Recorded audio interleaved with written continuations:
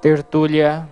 Boa tarde a todos. Hoje é dia 15 de janeiro de 2016, é uma sexta-feira. O verbete é de número 3.633, ele tem 7 páginas, 49 logias e 16 máximos. O tema, experimentação animal, e foi elaborado segundo a especialidade cosmoeticologia. Quem redigiu o verbete é o veteraníssimo Roberto Kunz.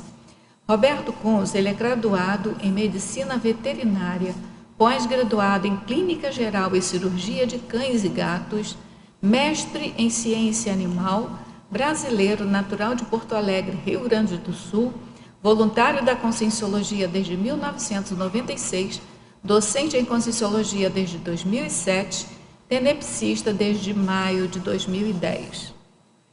A experimentação animal é o ato de usar pré-humanos vivos a fim de testar drogas, cosméticos, artefatos bélicos, técnicas diagnósticas ou cirúrgicas, observar modelos comportamentais ou realizar práticas didáticas. Na pensenologia, nós destacamos o holopensene pessoal da anticosmoética, os falácio-pensenes, a falácio-pensenidade. Os baratopensenes, a baratopensenidade. Os malignopensenes, a malignopensenidade. Na fatologia, o conformismo moral, o desrespeito ao direito de recusa na participação do experimento, o antropocentrismo perverso, a coisificação do princípio consciencial, a incapacidade em clamar pelos próprios direitos, tornando o pré-humano o último alforriado, a briga de poder na academia, os experimentos inúteis, o sofrimento por motivos triviais, a insignificância científica de grande parte dos experimentos realizados com dinheiro público, os distintos efeitos farmacológicos em diferentes espécies, induzindo os resultados enganosos, atrasando e dificultando as pesquisas científicas. A talidomida sendo considerada segura após experimentação em camundongos e cães. O equívoco de René Descartes, ao classificar os animais como seres sem alma, incapazes de pensar ou sentir dor. A falácia da economia de males, pois o teste em humanos é obrigatório após a fase de experimentação animal, servindo essa última apenas para estabelecer o protocolo a ser utilizado na experimentação humana. A animalização do ser humano. O pré-humano enquanto fim em si mesmo, com direito à vida e não enquanto objeto para o ser humano usar em próprio benefício. O senso de gratidão aos subhumanos pelo progresso da humanidade. O senso de gratidão do paciente vivo graças aos tratamentos testados em cobaias. A necessidade da existência dos direitos dos animais, mostrando a fragilidade da ética humana. Os métodos alternativos de pesquisas e a objeção de consciência. A gente chama atenção que a fatologia tem 37 linhas, o que constitui o máximo para o verbete, e a gente leu só alguns itens, então é preciso ler com mais calma, né? E discutir bem mais essa fatologia. Na parafatologia, os estigmas psicossomáticos repercutindo nos futuros somas. A ressaca moral intermissiva. A assimilação simpática e antipática entre a cobaia e o experimentador. A gente chama também a atenção que no detalhismo tem 12 máximos, o que, em determinada época, o professor Valdo destacou esse número acima de 11 máximos como um status, né, de elevado detalhismo. Na argumentação, nós destacamos aí muitos os parágrafos, né? Cobaias, que sob a ótica da zooconviviologia, o verbetógrafo ele enumera 10 consciências pré-humanas utilizadas na experimentação e na didática. O outro parágrafo é conservantismo, que sob a ótica da parapatologia, o verbetógrafo também enumera 10 motivos para a preservação do atual modelo de ensino e pesquisa científica newtoniano-cartesiano-mecanicista. No parágrafo contradição, sob a ótica da psicopedagogia, o verbetógrafo lista 6 benefícios aos futuros profissionais da área da saúde advindos da utilização de pré-humanos vivos no ensino. No parágrafo ensino, sob a ótica da parapedagogia, são 10 substitutivos da utilização de pré-humanos vivos no ensino, disponíveis aos docentes da área da saúde. Então, estão enumerados aqui os 10. No parágrafo pesquisa, sob a ótica da metodologia, 12 métodos substitutivos de pré-humanos na pesquisa científica disponível aos pesquisadores, que estão aqui listados.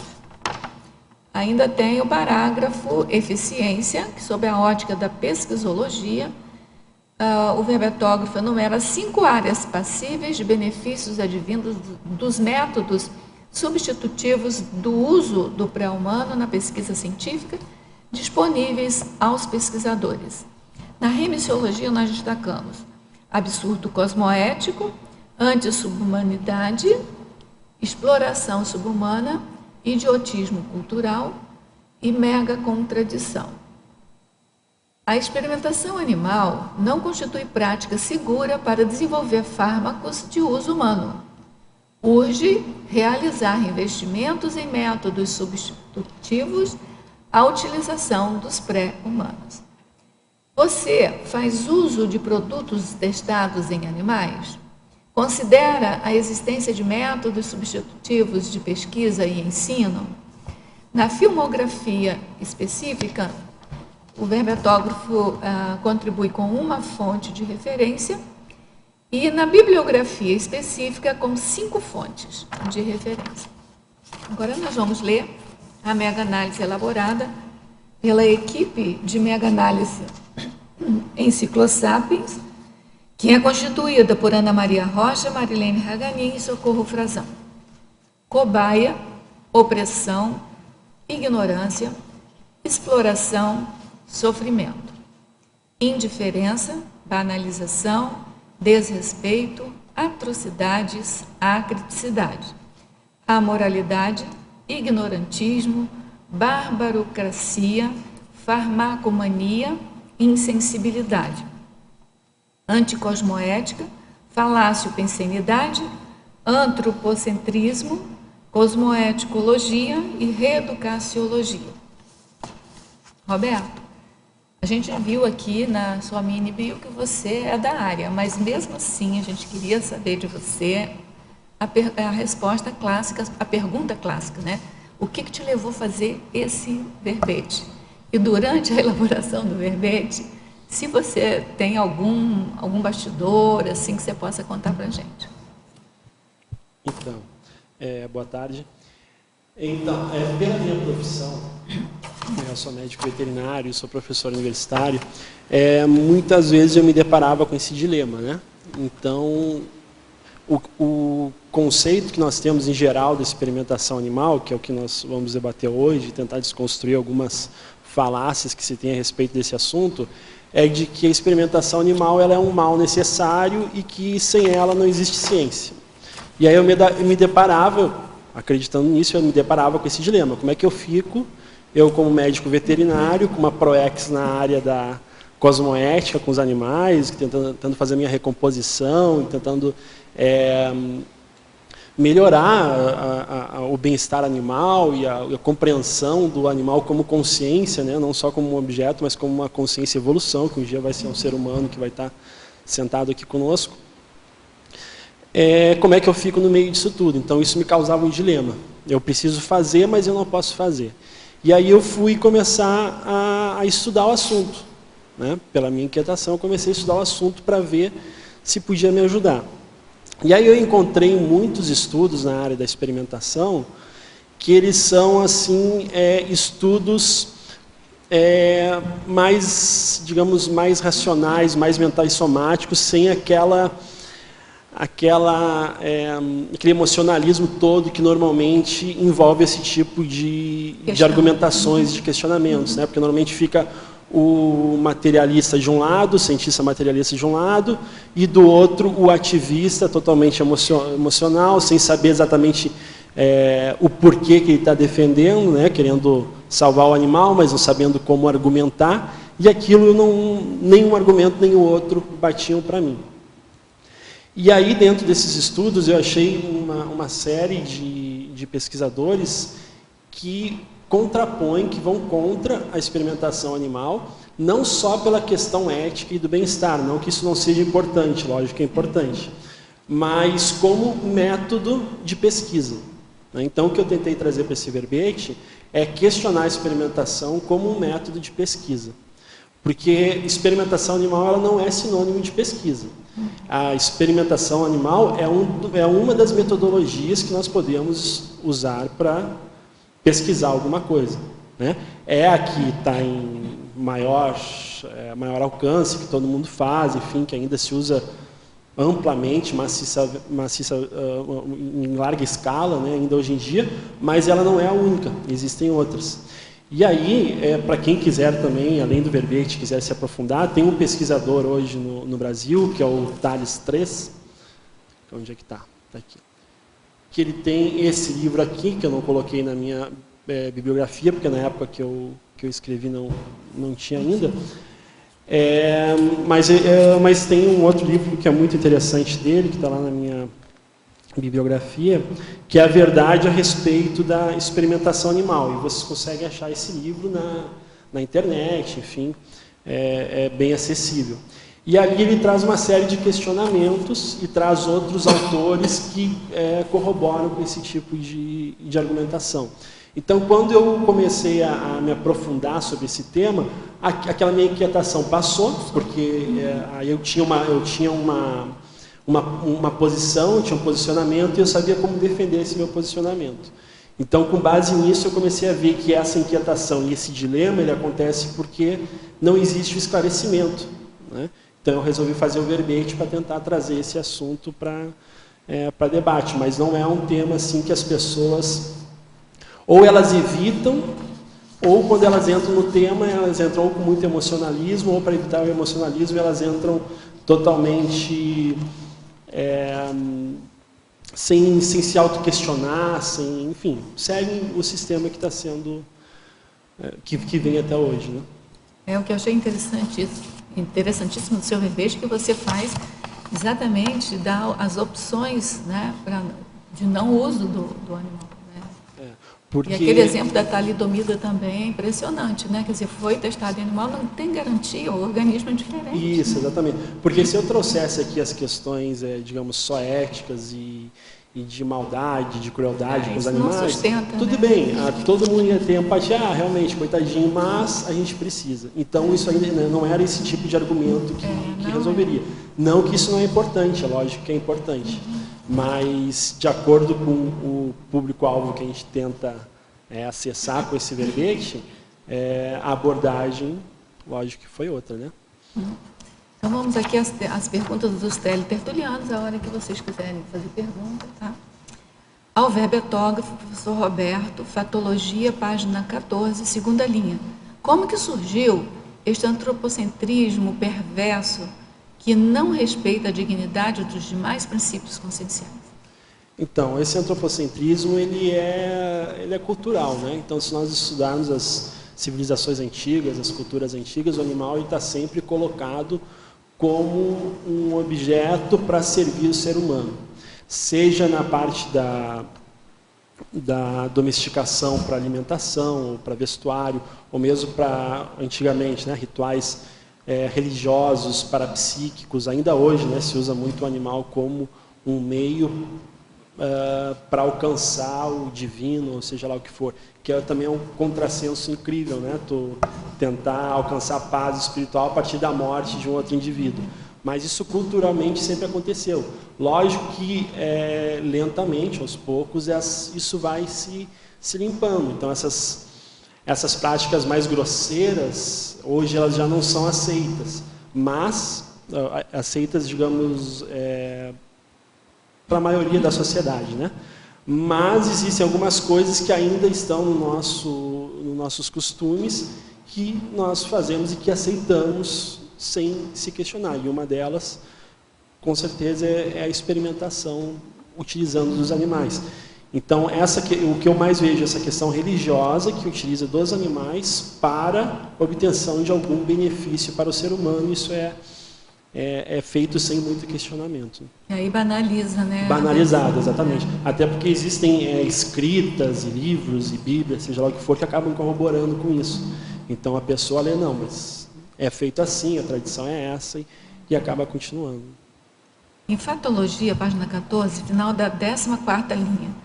Por que persiste até os dias atuais o equívoco de René Descartes ao classificar os animais como seres sem alma, incapazes de pensar e sentir dor? Novos estudos feitos não poderiam colocar de escanteio este equívoco que tantos males provocou? Então, o Descartes, ele teve essa percepção, digamos assim, equivocada, né? E ele, na época mesmo, ele foi criticado por outros filósofos, o próprio Voltaire, enfim, acabaram criticando, outros filósofos na história acabaram criticando esse tipo de posicionamento. Mas acontece que esse posicionamento, ele endossou uma série de pesquisas, inclusive do Claude Bernard, que foi conhecido como pai da fisiologia, né? Acabaram sendo corroborados por esse argumento filosófico. Então, se o animal não sente dor, ele não sofre, não tem por que eu não fazer uma vivissecção sem anestesia ou seja lá o que for. Só que com o passar do tempo, à medida que vai se conhecendo mais o comportamento animal e vai se convivendo mais com esses animais, mais se entende, né? Então, hoje, se tu fizer um experimento com um cão, ele não é tão aceito quanto se tu fizer um experimento com um rato. Então, a empatia que nós temos com o cão, com o gato, que são animais domésticos, é muito maior do que a empatia que nós temos com o rato, com o porco. Mas nem por isso eles deixam de sofrer ou compreender o que está acontecendo com eles, né? Inclusive, o porco ele é quase tão inteligente quanto um cão. E teve, acho que o ano passado, ano retrasado, uma série de cientistas assinaram uma carta que eles dizendo, né, que existe, assim, dentro da ciência, existe um experimento que é feito para detectar o grau de empatia e de percepção que o animal tem em relação a ele. Então, esse experimento é muito simples. Você coloca por exemplo, pega lá um elefante, coloca um espelho na frente dele e coloca uma mancha, pinta a testa dele com uma determinada cor. Na hora que tu coloca o espelho na frente dele, ele vai se olhar, ele vai identificar aquela imagem como sendo ele, e ele vai ver que aquela mancha na testa dele não pertence a ele. Então, ele vai pegar a tromba e vai tentar limpar a testa, né? Então, isso aí se faz com o elefante, com o chimpanzé. Isso é sinal de inteligência. É um sinal de que ele se reconhece como um indivíduo. Reconhece como indivíduo. Isso aí também é entendido como um grau de empatia. Então, se ele se reconhece como indivíduo, ele reconhece o outro como indivíduo também. Então, ele tem uma certa empatia que é um pouco mais complexa. Ele consegue um certo nível de inteligência. Um certo nível de inteligência, exatamente. Então, ele consegue detectar o sofrimento do outro, ele consegue detectar o que o outro está precisando, né? Então, tem algo que é bom para ti, mas que não é bom para mim. Ele consegue fazer essa diferença, né? E se entende que quem não faça isso não tem essa complexidade. Pode até não ter esse grau de empatia tão aguçado, tão complexo, mas é questão de níveis, né? Então, um nível um pouco mais baixo é capaz de ter. Então, tem uma série de animais que tem esse tipo de empatia, esse tipo de autopercepção. E aí, os cientistas mais renomados da atualidade escreveram uma carta dizendo que isso era muito relevante para a ciência e que eles deveriam até repensar a questão da experimentação animal. Então, era o golfinho, o chimpanzé, tem um tipo de corvo também, o elefante, o bonobo, uma série de animais, o próprio cão. Então, aí eu fico pensando, se só com isso, esse teste simples, eles já tomaram um impacto, opa, só um pouquinho, eles podem, então, perceber o que está acontecendo com eles, e podem ter algum tipo de sofrimento psicológico, porque o bem-estar animal ele não está relacionado só à dor e à agonia física. Ela está relacionada também ao psicológico, ao sofrimento psicológico, à ansiedade, o estresse, a obsessão, a repetição de movimentos, a falta de liberdade de poder manifestar o seu comportamento no habitat natural dele. Então, tudo isso aí, o bem-estar animal, ele reflete, né? Então, se eles ficarem impactados com um experimento bobo desses, imagina se eles chegarem um dia na conscienciologia e verem que o animal tem psicossoma, que ele sai do corpo, que na hora que tu senta na frente do animal, tu é capaz de fazer uma simulação simpática e sentir o que ele está sentindo, perceber o que ele está percebendo. Lá na Bioconvivium, que é a instituição conscienciocêntrica que estuda os princípios conscienciais, nós temos uma dinâmica parapsíquica que, em um dos finais de semana, nós fazemos exatamente esse tipo de experimento, né? Então, nós colocamos lá um animal, nós sentamos junto com ele participa da energização, né? Então, todos jogam energia lá para o seu animal doméstico, e os relatos que nós temos são muito ricos, né? Em relação às vezes até surpreende o grau de complexidade de inteligência desses animais. Então, alguns deles acabam pela assimilação, né? Lógico, como a gente não pode bater o martelo, a gente leva tudo isso como hipótese, né? Mas, por exemplo, teve uma situação lá de um animal que havia sido resgatado, que ele tinha sido abandonado e foi resgatado há pouco tempo, e um dos participantes percebeu, na hora que fez a assimilação simpática com ele, que ele pensava numa criança.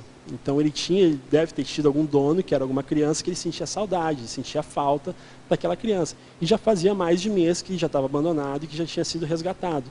Então, aquela saudade, pelo dono, para aquela criança que a gente devia ter um carinho especial, ainda fica.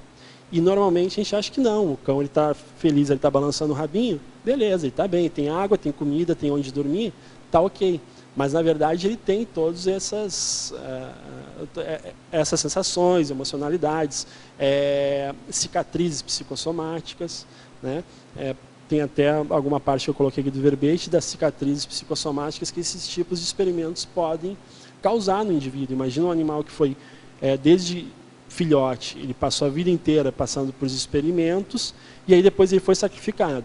Na próxima vida dele, ele vai trazer um psicossoma, vai trazer toda uma carga emocional para esse psicossoma, e ele vai, possivelmente, né, vamos levar como hipótese, mas ele vai ter algum tipo de efeito desse retrossoma dele, né? Alô? Só para corroborar o que está sendo dito aí. Porque essa teletertuliana faz exatamente essa pergunta dos estigmas psicossomáticos e pede para você falar mais um pouco. Então, continua falando. É só por isso que eu interrompi. Sim, claro. Então, quando a gente, por exemplo, quem já viu uma ninhada de filhotes, seja do animal que for, um cão, um gato, outros animais domésticos, você percebe o temperamento de cada um muito diferente. Então você vê que um é mais valente, o outro é mais ponderado, o outro é medroso, e todos eles nasceram do mesmo pai, da mesma mãe, e vivem no mesmo ambiente. Então, com base nisso, a gente pode trazer a hipótese de que eles passaram por experiências diferentes em vidas passadas, né? Um teve mais dificuldades, de repente foi agredido, de repente foi animal cobaia, e ele acaba manifestando isso no seu comportamento. E nós sabemos que esse tipo de cicatriz, elas demoram para sarar, digamos assim, né? Não da mesma forma como o ser humano, tá? Eu não estou comparando, até porque o ser humano ele tem em cima disso ele tem uma certa racionalidade em cima do seu trauma, enfim, que acaba reforçando ou não. E eu percebo que com esses animais, nós fazendo uma certa terapêutica, eles conseguem se desvencilhar isso com mais facilidade, né, do que nós, seres humanos. Mas eles trazem da mesma forma esse tipo de cicatriz psicossomática. Só para colaborar e corroborar esse debate aí, casualmente o site Terra está publicando uma série de vídeos aqui que o título é assim, ó, vídeos provando que os animais não são mais humanos do que pensamos. E tem uma série de cliques que a gente abre e vem um vídeo sobre um tipo de animal e uma particularidade no terra. Exatamente. Então, a questão da empatia que eu falei, né, Cádio? Quanto mais parecido conosco for o animal, mais fácil a gente consegue perceber a emoção nele.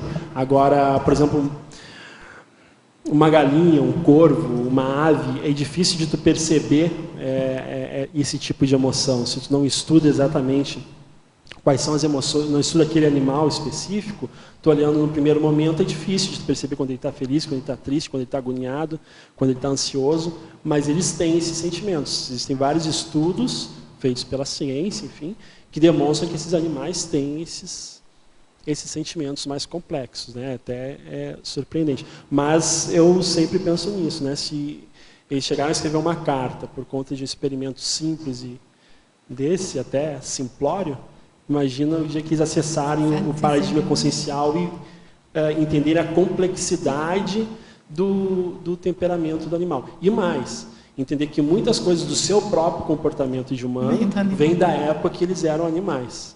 Né? Então, isso aí eu acho que vai dar um impacto muito maior no meio científico. Eu pesquisei esse tema para falar dele, quando eu vi, ele já tinha escrito, falei, ops, família Musa aí, enquanto eu estou indo com o fubá, ele já tinha voltado com o bolo, né? Então, super parabéns, acho que vai agregar bastante. Um outro, pela colega de profissão, colega de docência, né, na faculdade, tudo, queria super te parabenizar. Agregar aqui que você falou sobre as pesquisas, né, as formas de metodologia que tem disponíveis, são metodologias super cabíveis, já é a realidade do Brasil, não tem nada aqui, né? Eu venho também, fiz um mestrado, me deparei com esse conflito. Acho que fui bem amparada que meu trabalho, hora nenhuma, teve pesquisa com experimentação animal. Trabalhei já com peças frescas, bem diferente. Vi conflitos entre colegas de laboratório, inclusive uma até levou um rato para casa. Não, esse não vai morrer, esse eu vou levar para minha casa. E chamou de Marco Antônio, e o Marco Antônio ficou 3 anos com ela, enfim, então vi bastante coisa bem de perto. Mas a minha dúvida, logo que eu peguei seu verbete, eu fiquei pensando aqui. Assimilação simpática e antipática entre cobaia e experimentador. Queria que você falasse um pouquinho. E sobre essa teoria dos 3 R's. Então, assimilação simpática, eu coloquei pelo seguinte. Quando tem um animal cobaia, que está lá em biotério, o técnico e o experimentador, quando eles entram no biotério, eles não podem trazer nenhum tipo de cheiro externo de outro animal, qualquer coisa do tipo, porque pode interferir no experimento. Então, os ratos, principalmente, eles são muito sensíveis, só que 90% das suas doenças são subclínicas. Então, tu não percebe quando o subclínico, o que é? O rato está doente, tem alguma alteração fisiológica, mas clinicamente, visualmente, tu não percebe essa diferença. Né? Então, se tu entrar lá dentro do biotério com pelo na tua roupa, aquele cheiro já pode estressar o animal, e aí esse animal vai estar estressado, vai alterar o experimento, tu nem vai saber que ele está estressado. Inclusive, você tem que entrar com o mesmo jaleco, né? Não pode lavar todos os dias e faz esse contato bem próximo. E por isso que às vezes acontece de um experimentador fazer um experimento num local e outro fazer o mesmo experimento em outro local e dar alterações, dar efeitos diferentes. Então, se o cheiro da roupa interfere, imagina a pessoa que chegou lá com uma energia toda alterada, ou sei lá o que ele fez antes de ir para o experimento dele. Tu acha que isso não vai interferir no psicossoma do ratinho? Chega lá um experimentador de 80 quilos e um ratinho de 20 gramas, né? Então, isso vai interferir. Só que isso não é levado em consideração. Mesmo que tu tenha todos os cuidados para que não haja nenhum tipo de contaminação, energeticamente tu está contaminando, tu está interferindo com o experimento energeticamente. E esse é um dos motivos pelo qual a experimentação animal não é eficiente. Se ao invés de usar um animal vivo, nós usássemos alguma dessas técnicas alternativas, como tecnologia in vitro, né? Quando tu pega um tecido, sei lá, cérebro, coração, fígado, seja lá o que for, de um ser humano, tu pega esse tecido, tu faz o experimento diretamente nesse tecido humano, tá? Então tu pega o cérebro lá humano, tu faz aquele tecido em laboratório, tu faz o experimento dentro do laboratório, tu não tem esse tipo de alteração. Muito mais controlado. Muito mais controlado, muito mais rápido, tá? E a análise ela é menos subjetiva. Porque a alteração clínica que vai acontecer no rato, se a maioria das alterações clínicas dos ratos são subclínicas, a maioria das alterações fisiológicas são subclínicas, na hora que o técnico for avaliar o efeito daquele medicamento no rato, ele não vai perceber. Então, por exemplo, se ele der lá um remédio, o remédio causar enjoo no rato, como é que ele vai perceber que o rato está enjoado? Exatamente. Então, ele vai perceber alterações mais grosseiras. Enquanto que tu faz o experimento in vitro, tu consegue quantificar por citocinas, uma série de reações bioquímicas, tu consegue quantificar exatamente a quantidade de alteração histológica que aconteceu naquele material. Então, tu consegue, ele é mais fidedigno. É menos custoso, porque o espaço que tu precisa para ter lá uma placa é muito menor do que tu precisa para ter uma série de ratos. Ela é muito mais rápida, né? E ela ocupa menos espaço. Sim, inclusive, hoje já tem vários bioteiros de zebrafish, né? Pesquisa com câncer, com Alzheimer, que está usando o peixe ao invés do camundongo, que assim, eu acho que não minimiza muito. Né? Isso aí é o princípio dos aí entra o princípio dos 3 R's que tu perguntou. Que os 3 R's, o princípio dos 3 R's, o que é? Primeiro, tu diminuir a quantidade de animais. Então, por exemplo, se tu fizer uma aula prática com 60 alunos, se usava 60 ratos para aula prática. Então, pelo princípio dos 3 R's, tu usaria um rato, todo mundo olharia. Aí o outro é substituir, tu não usar nem esse um rato. Tu faz um dia, filma e depois mostra o filme num telão, todo mundo olha o experimento. Tu não precisa estar sacrificando o rato todo semestre. Sim. E o outro é refinar. O outro seria tu refinar o experimento. Então, se for fazer algum procedimento, tu faz ele com anestesia, enfim, para ele não sofrer. Mas esse princípio dos 3 R's ele é bem criticado pelo seguinte. Grande parte dos experimentos eles não podem contar com analgesia e com anestesia porque ele vai alterar o experimento também. Então, como é que tu vai testar um anti-inflamatório ou um analgésico se o animal não sentir dor? Né? E o que eu estava te falando ali antes, vamos supor lá, voltando no assunto, né? Fez o experimento lá no rato, o rato ficou enjoado, o técnico não percebeu que ele está enjoado, né? Como é que ele vai saber? Pega esse medicamento, vende para o ser humano. Aí vai lá, o sujeito vai tomar o remédio, vai ficar enjoado e não tá na bula. Então isso acontece muito e esses remédios eles são retirados do mercado depois de serem liberados para venda por causa disso. Porque tem erros. Então, com base nisso, que esses críticos à experimentação animal dizem não que o animal vai sofrer. Não, mas ele não serve como um método para se fazer medicação para seres humanos. Outra coisa, se diz que se faz experimentação animal para evitar o sofrimento do ser humano, para evitar que se faça experimentação em seres humanos. Isso é falácia. O remédio ele só vai para o mercado depois que ele for testado em seres humanos. Por quê? Porque eles sabem que não vale nada. Então, na verdade, o experimento no animal é só para te fazer o protocolo para experimentação no ser humano. Então, tu não pode pegar um medicamento, testar no animal, funcionou, e sair vendendo. Não é assim. Então, tu testa no animal, matou o animal, o que eles fazem? Eles mudam o animal. Matou o segundo animal, eles mudam o animal. Depois que matar o terceiro animal, eles cancelam o experimento. Porque eles sabem que pode matar um animal, mas o outro não. Então, tem experimentos que tu faz lá com... tem relatos, né? Fizeram um experimento com 500 camundongos, não aconteceu nada. E usaram em 500 ratos, mataram os 500 ratos. Então, se tem diferença do camundongo para o rato, imagina do camundongo para o ser humano. Então, por isso que a experimentação animal ela não é sinônimo de pesquisa. Tu pode fazer pesquisa muito mais eficientemente sem usar o animal. E o que a gente escuta dentro das instituições é tudo em nome da ciência, né? Então, para minimizar, eu acho que aquele peso, se criou isso, e eles se holopensene e manteve. Eu achei legal que você colocou sobre as necrópsias aqui, é uma realidade que eu estou acompanhando mais perto agora, né? E interessante como é a displicência com esses cadáveres, né? Poderiam ser muito bem utilizados e aproveitados em vários campos aí da ciência, e hoje em dia é um descarte, né?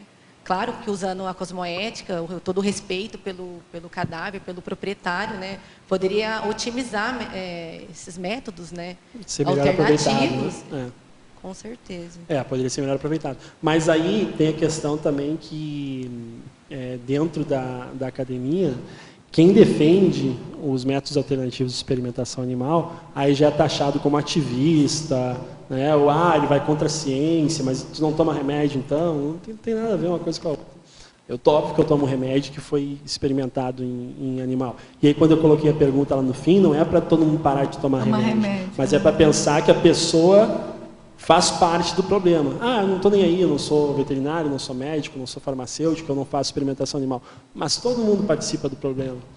É algo que é feito por todos nós. Então, é um alerta para todo mundo. E aí, em relação aos métodos alternativos, eu coloquei ali alguns deles só, né, no verbete, lógico que não ia dar tudo, mas quem quiser saber mais, tem 2 sites que eu indico. Um deles é o do Instituto 1R, se colocar lá no Google, Instituto 1R, tem um site lá com vários métodos para pesquisa, para ensino, para testes, métodos alternativos ao uso da experimentação animal, e tem o site da RENAMA, que é a Rede Nacional de Métodos Alternativos. Também encontra lá no Google uma série de vídeos, né, de pesquisadores falando a respeito desses métodos alternativos, onde que se compra, alguns deles tu nem precisa comprar, tu pode alugar durante um tempo de graça quando for a uma instituição de ensino. Então, esses métodos eles existem, o que falta, na verdade, é vontade, né? A experimentação animal é mais cômoda, ela gera mais, para o pesquisador, ela gera...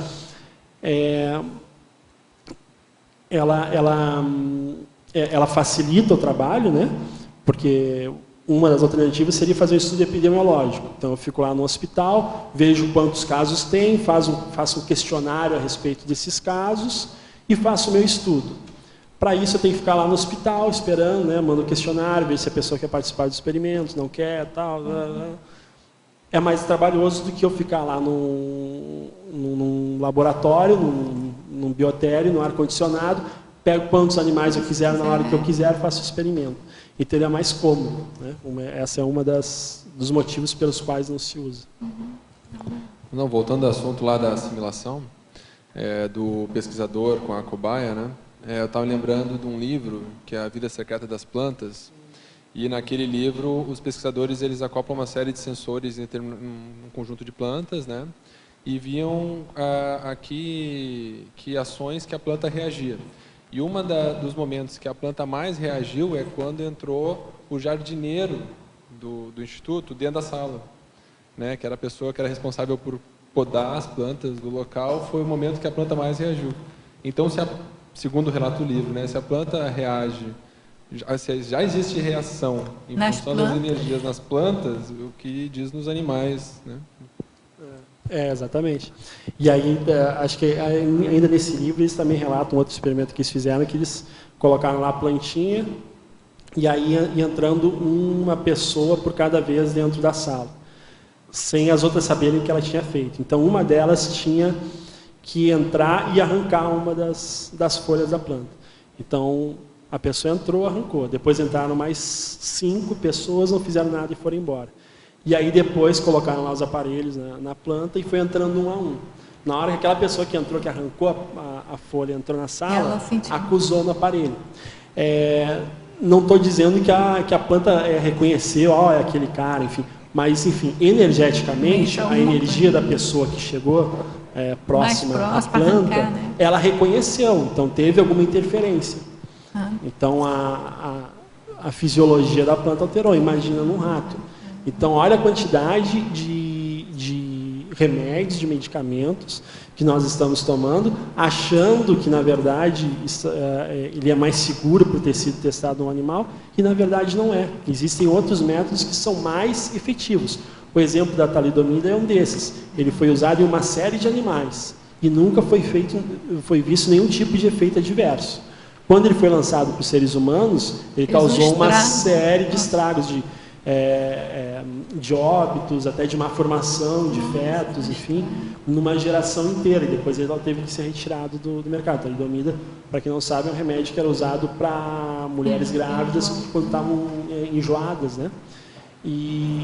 E esse é um dos exemplos. Se esse efeito da talidomida fosse feito com tecnologia in vitro, ele nunca teria sido vendido esse remédio, porque tu consegue ver esse tipo de alteração no teste in vitro, sem um animal.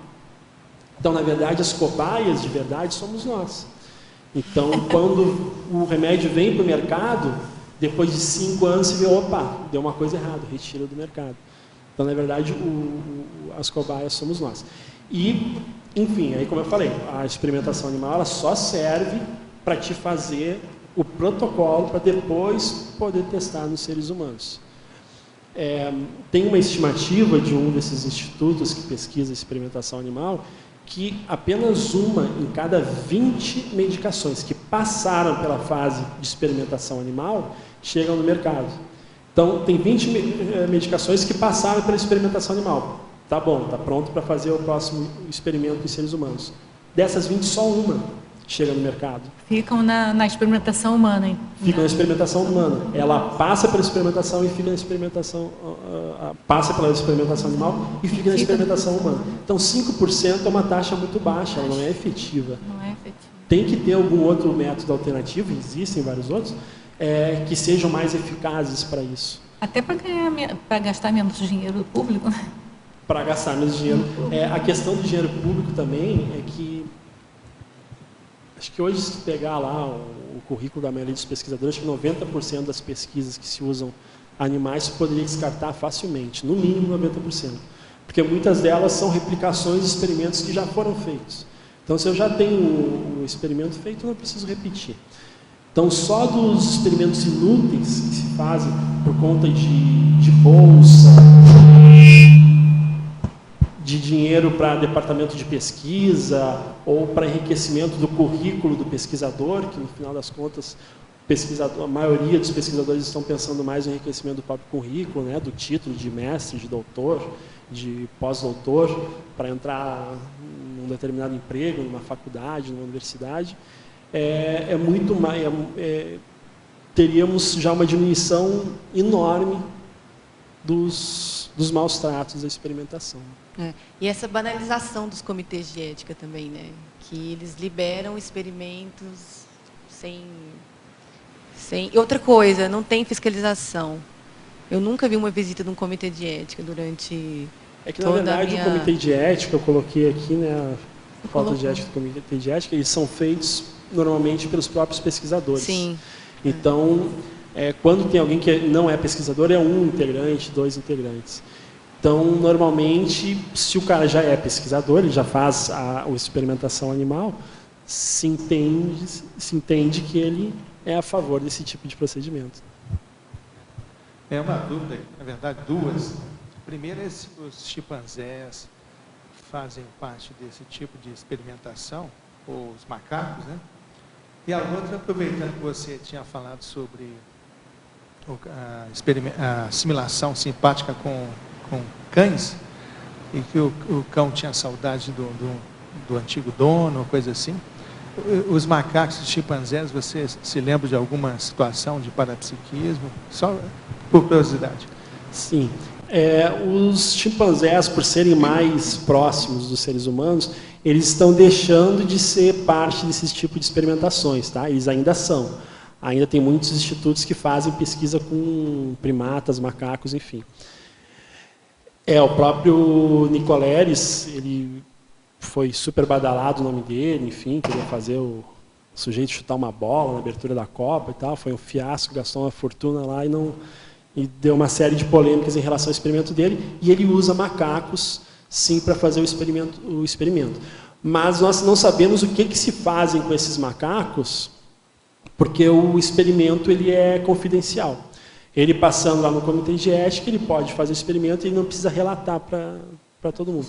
Agora, pelo tipo de pesquisa que ele fazia, se sugere que algum tipo de traumatismo o animal tinha que ter, né? Porque o Nicoleles é um neurologista que quer fazer, né? Uma roupa robótica para a pessoa que é paraplégica, que tem lesão medular, para ela voltar a caminhar. Então, colocava lá um chip no cérebro da pessoa, ligava lá na roupa robótica, e à medida que a pessoa ia pensando nos movimentos, a roupa robótica ia fazendo o movimento por ela.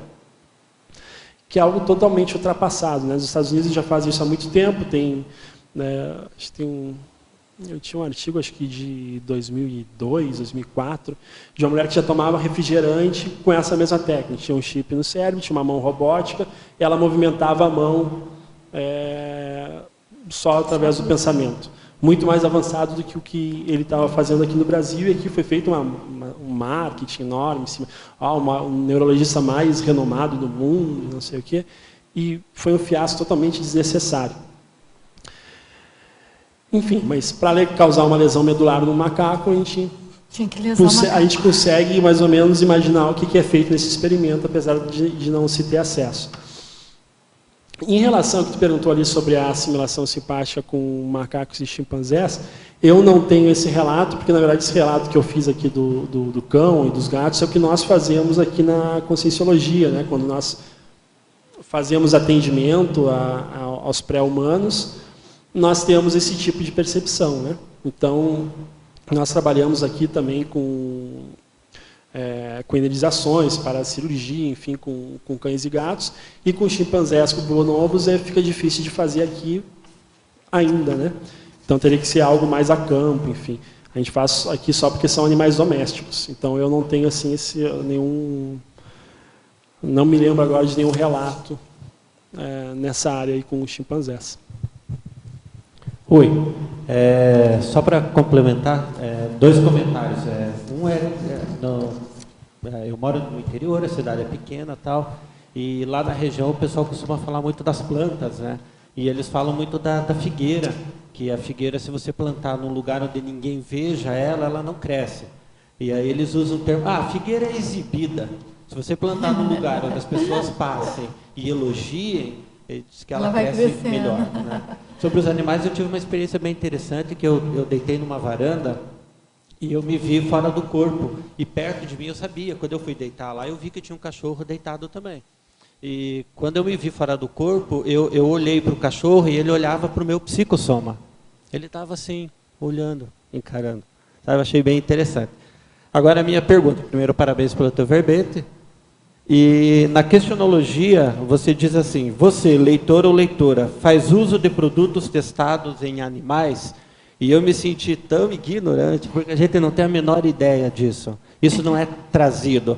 A minha questão é, existe algum marketing sobre isso? As empresas que fazem essa pesquisa alternativa, elas usam isso como marketing? Se não usam, por que não usam?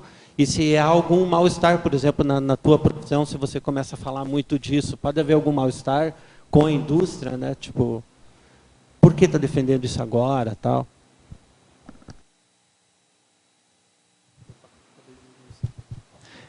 Então, antes só sobre o teu relato ali do animal vendo psicossoma, a gente repara isso muito na dinâmica, né?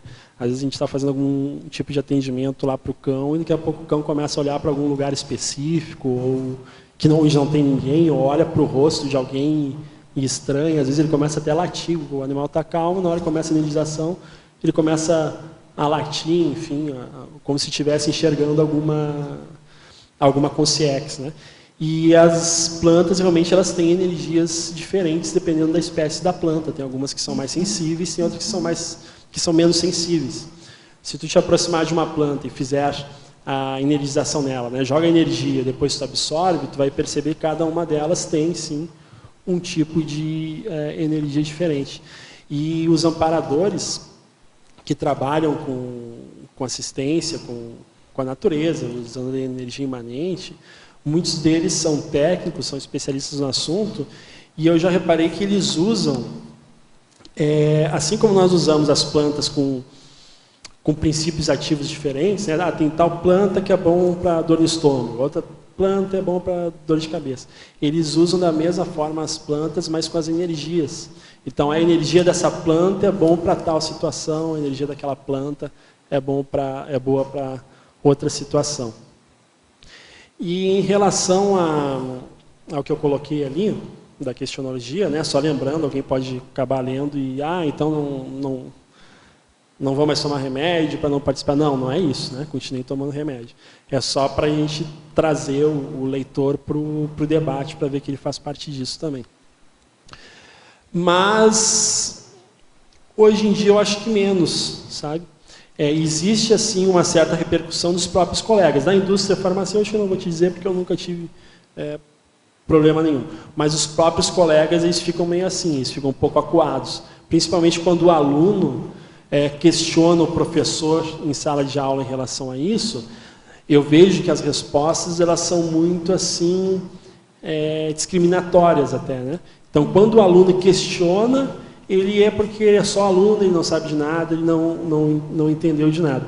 E aí eu coloquei aqui na citaciologia o Tom Reagan, que é um abolicionista, que ele tem uma citação muito interessante, que ele coloca aqui, que estudantes que pedem uma alternativa ao uso nocivo de animais na ciência representam o melhor da ciência. Eles são a vanguarda do futuro e não ocupantes da carruagem da velha metodologia. E é exatamente isso. Se a pessoa está questionando, ela está vendo que algo não serve, ela está questionando para ter algo melhor, ela não deve ser combatida, ela deve ser incentivada. Agora, com relação...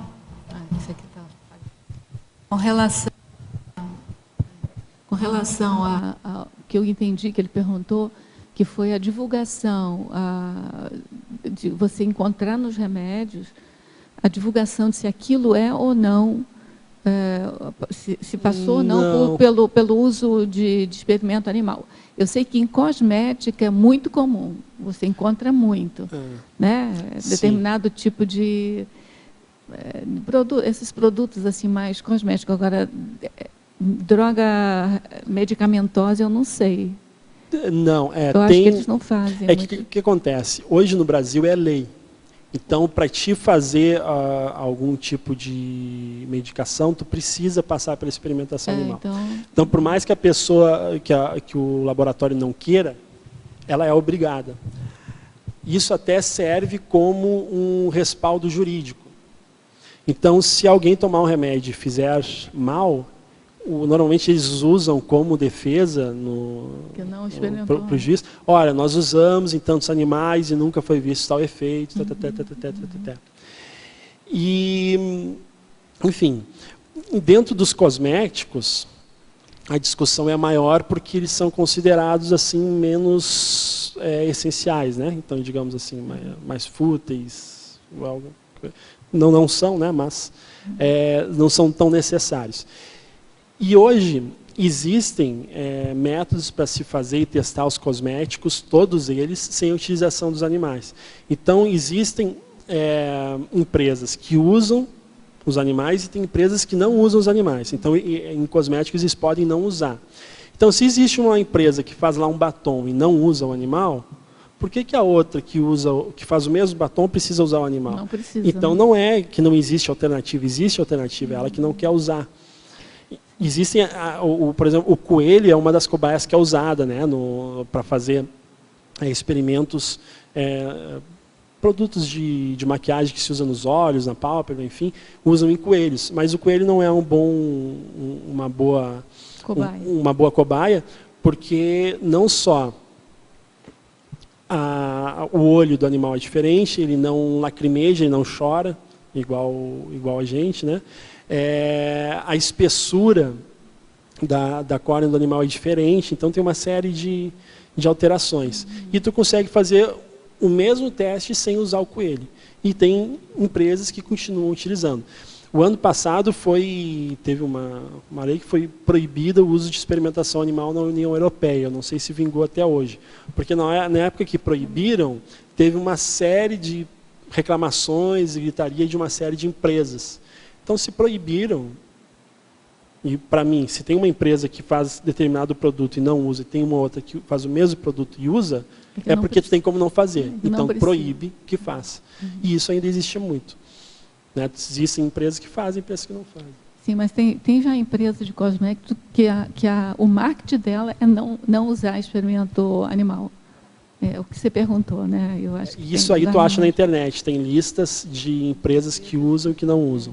Assim como produtos, até coisas que a gente não imagina, espuma de barbear, uma série de gilete de barbear, creme de depilação, enfim, uma série de produtos onde se usa o experimento animal. Tem listas na internet, nesses sites que eu falei antes ali, vocês podem encontrar, que dizem quais os produtos que usam, quais os produtos que não usam. E aí dão as marcas e tudo mais. Certo? Vamos dar continuidade aqui. Ao verbetógrafo, Fatologia, página 15, última linha, poderia citar alguns dos métodos alternativos de pesquisas? Seria possível termos pesquisa 100% sem experimentação animal? Sim, é possível e nós já temos pesquisas com 100% sem experimentação animal. Talvez nós não tenhamos ainda 100% de alternativas para todos os experimentos, mas para isso a gente precisa investir dinheiro e gente interessada a desenvolver novas alternativas, mas já existe sim muitas alternativas. Eu não sei...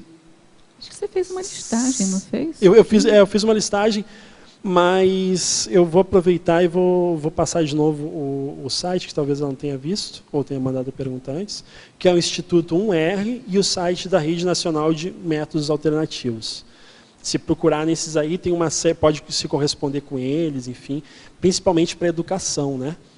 Que se para pesquisa talvez a gente não tenha ainda 100% de substituição, para a educação com certeza a gente tem. Usar a experimentação animal como método educativo, eu acho abominável, eu acho ridículo. Porque olha só, até eu coloquei aqui no verbete, né? Tem uma pessoa lá, o cara quer ser médico, quer ser veterinário, quer ser enfermeiro. Então, qual que é a tendência dele? Ele tem uma tendência a assistir as pessoas, a ajudar, ele tem uma empatia, teoricamente, né? Se não procurou a profissão pelo financeiro, mas enfim, mas se sugere que ele tem uma empatia um pouco mais acentuada, enfim, ele tem uma relação de assistência com as outras pessoas, os outros indivíduos. Quando ele entra na faculdade, ele vai ser forçado a fazer algumas aulas práticas que se usam em experimentação. E aí ele vai contra um princípio dele, que é o princípio de não agressão. Para ele ir contra esse princípio dele, para ele poder se formar, né, ter o diploma, o que ele faz? Ele acaba bloqueando essa empatia dele. Ela cria um escudo de defesa para poder fazer algo com o qual ela não concorda. Quando ela faz isso, muitos desses profissionais, eles criam esse escudo e depois que eles saem da faculdade, eles continuam ainda com esse escudo. Então, o que ele está aprendendo ali na faculdade? Que ele pode, sim, infligir o sofrimento a outro indivíduo, desde que aquilo traga algum benefício para ele. Então, aí está criando, ao invés de criar um profissional da área da saúde que tenha uma empatia mais aflorada, que tenha a preocupação com o bem-estar do seu paciente, tu cria um indivíduo mais frio, com zero de empatia, acostumado a sofrimento para ele tanto faz, então acaba criando um robô. Um excelente técnico, o cara é um excelente cirurgião, o cara entende tudo de fisiologia, mas a empatia com o paciente dele ele não tem.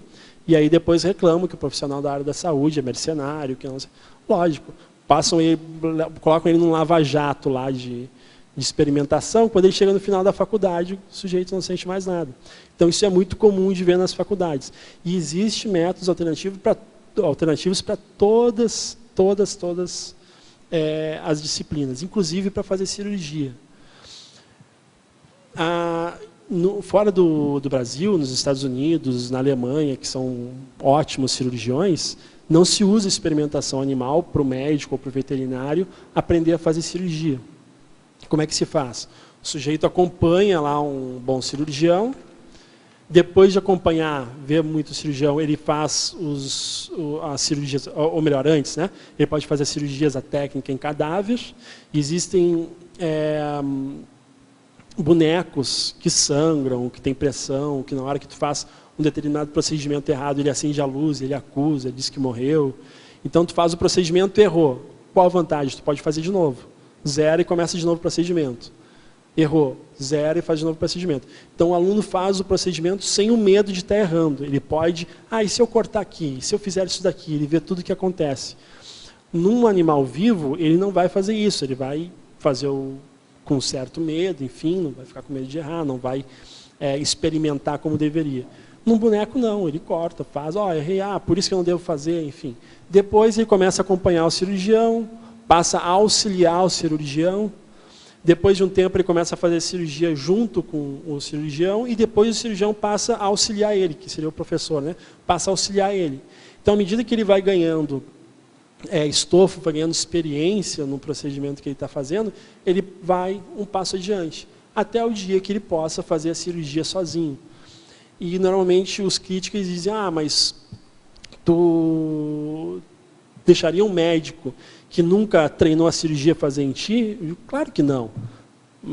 Mas não quer dizer que se ele não usar no animal, ele não vai poder treinar. Até porque o tecido e a fisiologia ela funciona diferente, ela não é da mesma forma. Em Parafatologia, página 15, primeira linha, quanto aos estigmas psicossomáticos repercutindo nos futuros somas, o verbo etógrafo se refere ao animal cobaia ou ao experimentador? Poderia dar algum exemplo? Você já comentou sobre esse item, mas eu comentei de novo sobre o animal, mas sobre o dela. experimentador eu não falei, né? Seria interessante de falar. Então, vamos pensar em termos de serexologia, né? Hoje, uma pessoa que esteja lá, o sujeito é médico veterinário, é médico, é farmacêutico, ele tá fazendo algum determinado experimento.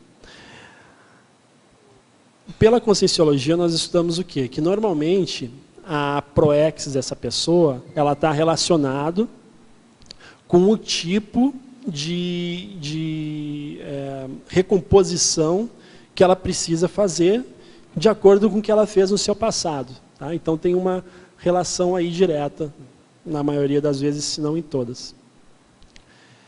E aí vamos supor que a pessoa, no passado, ela tenha feito lá algum tipo de atividade onde envolviam os animais, mas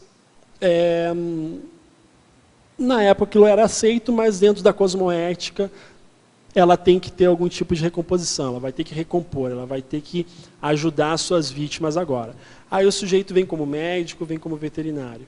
E aí ela volta para cair no mesmo erro para fazer experimentação.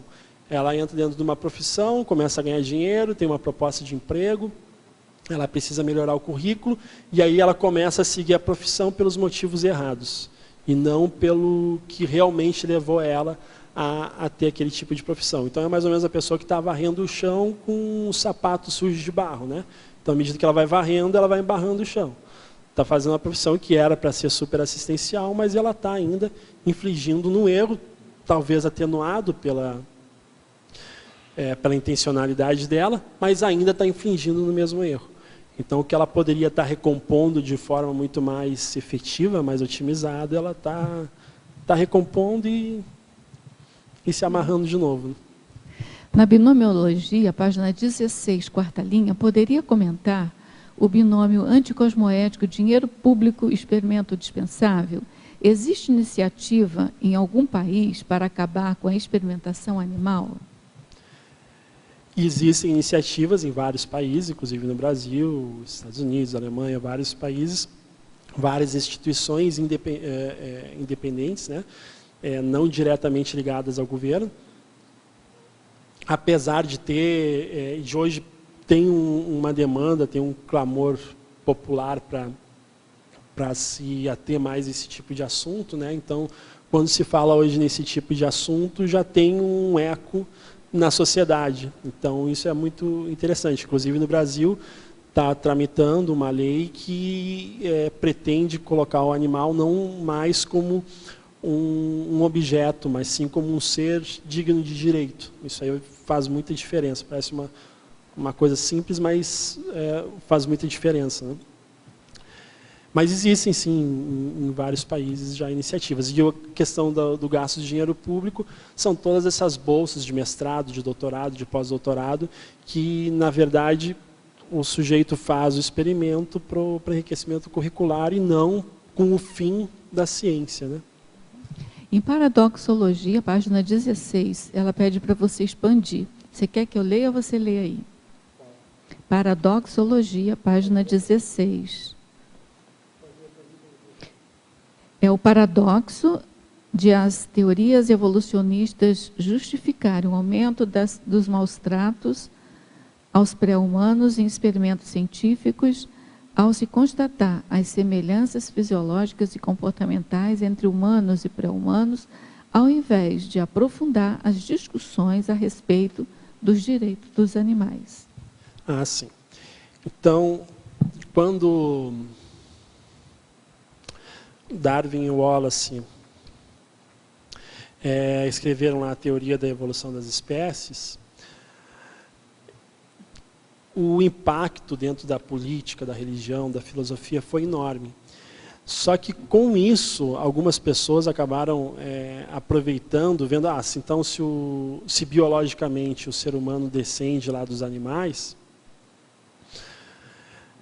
então existe alguma correlação fisiológica que a gente pode aproveitar para experimentar neles antes dos seres humanos, né? Então teve uma linha de pesquisa que acabou justificando a experimentação por isso. Mas, na verdade, esse tipo de estudo, ele deveria ser muito mais para perceber, poxa, se nós descendemos então dos animais, e consciencialmente nós também descendemos dos animais, nós temos que olhar para eles com mais atenção, com mais respeito, né? Porque eles são muito próximos de nós já fomos animais como eles. Só que o raciocínio dessas pessoas é tão deturbado que elas, opa, vocês são parecidos com a gente, então vou fazer nele para não precisar fazer em mim. Então é muito utilitarista, né? A capacidade do ser humano em não maltratar, em não infligir sofrimento a um outro indivíduo que não possa se cobrar disso, é muito difícil. Por exemplo, tem muitas pessoas que não batem nas outras, que não fazem experimento com as outras, que não matam as outras, porque elas sabem que se fizerem isso, vai ter, ou vão presa, ou a pessoa, vou dar um tapa na cara da pessoa, a pessoa vai me retribuir o tapa. Então elas não fazem, não porque elas acham que aquilo seja errado, mas porque elas têm medo das consequências. Então, quando tem um indivíduo que ele não tem esses direitos adquiridos, não tem essa defesa, é muito fácil eu pegar ele e aí eu mostro quem eu realmente sou. Pego o animal, corto a medula, né, enfim, faço de tudo, porque não vai me acontecer nada. A sociedade ela tolera isso. E juridicamente eu tenho respaldo para fazer isso. Então, quando eu deixo de matar uma aranha que está aqui, porque eu sei que ela é uma consciência, evolução, tem lá os direitos dela, e se eu matar ela não vai me acontecer nada, mas eu escolho não matar, eu escolho pegar ela, largar ela na rua, isso é muito mais interessante, muito mais complexo, né? Eu não sei se você viu ontem no Repórter, passou os investigadores agora, não é investigador, são os fiscais dessa questão de animal. Eles agora estão pegando as pessoas pela internet, que as pessoas postam as fotos com os animais mortos, com os maus tratos. E ontem, assim, um pegou um tatu que estava no meio da estrada e filmando, e passou o filme. E dizendo assim, estamos colaborando para o mal do planeta, alguma coisa assim. Ao contrário, entendeu? Em vez da preservação Mas assim, sentindo gozo orgulho, por aquilo, orgulho. Então, elas sentem prazer em causar mal-estar nesses animais. O serial killer, o psicopata, ele não começa matando gente, ele começa matando bicho. Então, aos poucos, ele vai aumentando, mata um inseto, mata um outro, mata um animal maior, enfim, até chegar no ser humano. E tem estudos que mostram que em lugares, lares, né, onde existe maus tratos em animais, tem uma grande tendência em ter maus tratos também com a mulher e com a criança. Porque é o sujeito que não respeita quem é menor que ele, né? Então, se for menor que eu faço o que eu quiser, não tenho medo. Então, quem bate no cachorro, a tendência é que em uma situação qualquer vai bater na mulher, vai bater no filho. Então, tem essa correlação, né? Professor Roberto, em Pensenologia, página 14, segunda e terceira linha, poderia relacionar os baratro-pensenes e os maligno-pensenes com o tema do verbete? Então, os baratro-pensenes são a continuação dos pensenes patológicos de outras vidas que a pessoa teve, né? Então, na época que ela fazia... e tem na história, a gente acha uma série de relatos na história de maus tratos com animais produzidos, né, e incentivados por instituições, não só por pessoas, mas de épocas, de culturas, e as pessoas continuam fazendo isso, né? Então, as réus estão aí. As consciências que estavam sem ressomar desde lá a era medieval, e eles tinham um tipo de relação com os animais, a hora que eles ressomam nessa vida, né, 1000 anos depois, elas continuam fazendo o mesmo tipo de procedimento, né, o mesmo tipo de pensenidade patológica.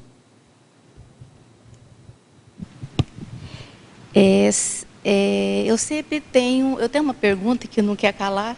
Eu acho que nós já conversamos isso na dinâmica, mas eu continuo sem entender direito.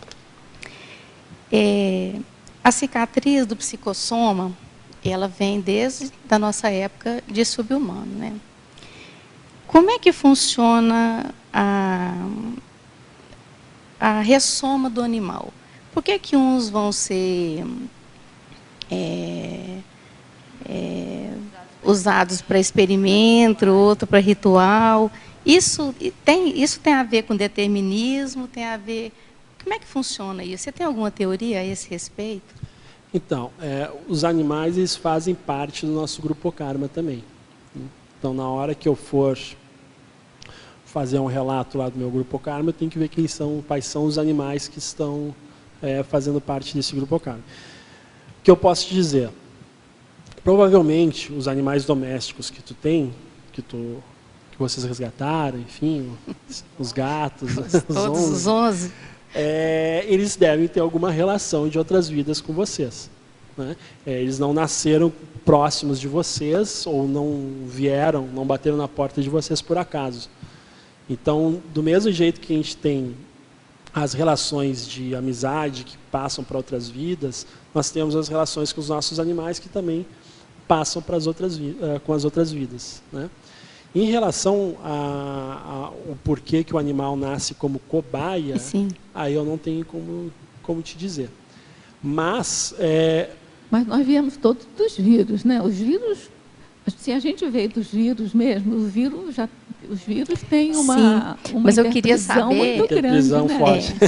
Rosa, o que eu queria saber se existe uma teoria, né, a esse respeito, porque nós sabemos, né, como que funciona a lei da causa e efeito. Então, por exemplo, um animal nasce, né? Por que ele vem naquela circunstância? Você lembra que naquela dinâmica a mesma causa e efeito que a mesma coisa que tu tem com a Camila, tu tem com a gataiada toda lá, com Sócrates, com todo mundo. É a mesma relação de causa e efeito. Ou recomposição, ou para reforçar a amizade, enfim. Roberto, é o mesmo tipo de causa e efeito. Nada que nós fazemos para quem quer que seja, para uma árvore que seja, vai ficar invisível aos olhos da cosmoética, né? Em algum momento eu vou ter que ou recompor, ou eu venho junto para dar força, ou o animal vem junto para me dar força, porque ele me fez muito bem em uma determinada vida e aquela relação foi positiva. Então, as mesmas relações de causa e efeito da cosmoética entre o humano e o humano, tem entre o humano e o animal, e entre animal e animal também. Isso, entre animal e animal, você acha que é a mesma coisa? Também tem. Tu pode ver que quando tem uma série de animais, tem um que outro que são mais apegados contigo. Outros, lógico, tem a relação comportamental que tem que se levar em consideração. Mas tem as afinidades de outras vidas também que a gente tem que levar em consideração. Numa dinâmica, nós energizamos aquele cachorro que... Como é que chama a doença que ele tem? A leishmaniose. E você lembra que...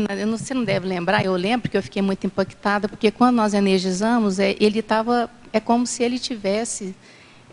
não é feliz, mas é como se aquela situação que ele tinha de abandono estava dentro dele. Como se ele sentisse que tinha que ser assim. Sabe? Eu fiquei assim, muito impactada com o temperamento que eu percebi naquela... É uma cadela, né? Então, eu fiquei assim, muito impactada, porque eu sempre resgatei, mas eu nunca tinha pensado nada... como que o psicossoma já começa a estar tão machucado, né? Não, nada é por acaso. Eu acho que a lei de causa e efeito é a mesma. A causa e efeito é a mesma. Esse raciocínio de olhar para um cãozinho, tadinho, né? Por que ele foi para a cobaia? Esse raciocínio é religioso também, né? Até certo ponto, achar que o animal... E é um pouco cartesiano também, do René Descartes, né? Acha que não sente dor, que não é gente, então não tem pecado, né? Entre aspas, não tem karma, né? Não tem alma, não tem karma. Mas tem animais que são mais doadores que os outros, tem animais que são energeticamente mais sensíveis ou doam mais energia, já deve ter visto lá na dinâmica, né? Tem animais que a gente coloca lá para energizar e o animal acaba doando energia junto para outros animais extrafísicos, né? Então a gente coloca para ele receber energia, ele acaba doando energia lá para outras consciências caninas, né? Legal. Enfim, é a série X dele ali que está evoluindo também, mesmo. Né? É difícil mesmo da gente compreender toda essa lei de causa e efeito. É difícil. Tem que participar da Bioconviso para poder entender um monte de coisa. Até porque quanto menos relação com o ser humano tiver o animal, e vamos supor que um rato ele tenha tido pouca relação com o ser humano de convivência, né? Então a relação grupocármica dele acho que é mais com os outros ratos mesmo, né? Um cão, que é um animal doméstico, que ele já convive muito mais com o ser humano do que com outros animais. Então o grupokarma dele é mais humano do que... Então tudo isso tem que se levar em consideração, a espécie do animal também. Né? Ajuda muito a entender. Obrigada, Roberto. A gente tem que ser um pouco mais breve, que eu estou com muitas perguntas aqui, mas vamos responder todo mundo. Vamos lá. Tá. Aqui na fobiologia, você coloca a zoofobia. Como fica a fobia? Eu tenho fobia a uma série de animais assim, que passa do racional, do medo racional, e é meio inexplicável. No paradigma consciencial, assim, como explicar a zoofobia? Então, tem a ver com a pergunta anterior, né?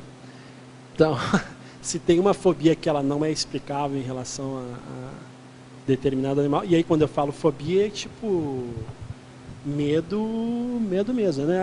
Cobra, lógico que se tiver uma cobra aqui eu vou ter respeito, né? Não vou bancar o bobo aqui. Mas a fobia de não conseguir nem ver foto, coisa do tipo, deve ter algum tipo de relação dentro. Seria interessante estudar aí nessas culturas passadas tipos de rituais, sejam positivos ou sejam negativos, né? Seria mais interessante nesse caso estudar os negativos em relação humano-animal. Você não acha que isso também pode ter relação com cadeia alimentar? Cadeia alimentar, determinado animal se alimenta de outro animal. E se você foi esse animal durante muito tempo, você vai ter medo daquele que te comeu. Pode, mas pode. Claro, gente, não é? Pode, mas pode. O problema o predador, é isso? Imagina você tendo, sei lá, eu não sei direito, um animal que a onça, por exemplo, pega. Imagina que sufoco que é você ver aquela luta de sair. Deve ficar traumatizado. Acho que eu vou ver alguma coisa a respeito. Seria interessante dar uma estudada na Agora, eu tenho um caso de uma pessoa que tinha pânico de determinada, acho que, eu não sei se é lesma, não sei se é algum tipo de não é minhoca, mas como é que se... dessas vespas, essas coisas assim. Porque ela tinha uma retrocognição de que tinha morrido num cadafalso E o corpo dela passavam, né? Estava sendo destruído por esses animais. E então ficou com trauma. Né? Então tem medo, né? Vamos lá, gente. Aqui. Muito bom esse verbete, Roberto. Bem esclarecedor mesmo.